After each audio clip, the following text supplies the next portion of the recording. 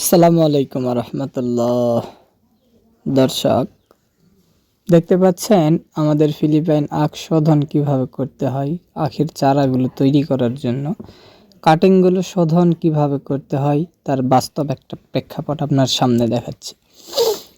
আসলে আপনি লক্ষ্য করে দেখবেন, যারা ফিলিপাইন আখের কাটিং বিক্রয় করে, কাটিং বাংলাদেশের বিভিন্ন জেলাতে পৌঁছায়, আমাদের মতো পৌঁছায় কিনা আমরা বলতে পারবো না, কিন্তু আমরা যতটুকু দেখছি আমাদের মতো সুন্দরভাবে তারা পৌঁছায় না।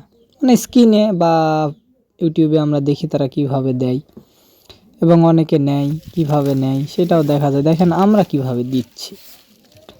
আদৌ চেষ্টা করে দেখবেন যে ভালো জিনিস নিতে গেলে একটু টাকা বেশি দেওয়াই লাগে। অল্প দামে পাচ্ছেন, নিচ্ছেন। যেখানে অল্প দামে পাচ্ছেন, নিচ্ছেন, ওখানে হয়তো বা এত ভালো জিনিস দেবে না। এর ভেতরে টাকা পয়সার একটা ব্যাপার আছে। অর্থাৎ যদি আপনি 3 টাকা করে দেন, এভাবে শোধন করে দেওয়া যাবে। আপনি 2 টাকা যদি দিতে চান, তাহলে শোধনে করবে কিভাবে আর ভালো মালটা দেবে কিভাবে?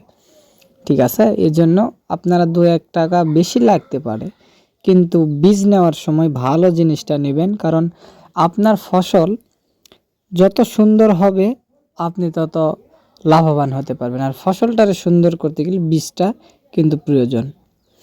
আর দেখেন আমরা 2 গিট করে কাটছি, মাঝখানের ফাঁকা জায়গাটুকু থেকে রস খেয়ে চারা তৈরি হবে, অনেক সুন্দর গ্রোথ হবে এগুলো। আপনারা যদি আমাদের থেকে বীজ নিতে চান, স্ক্রিনে দেওয়া নাম্বারে যোগাযোগ করতে পারেন।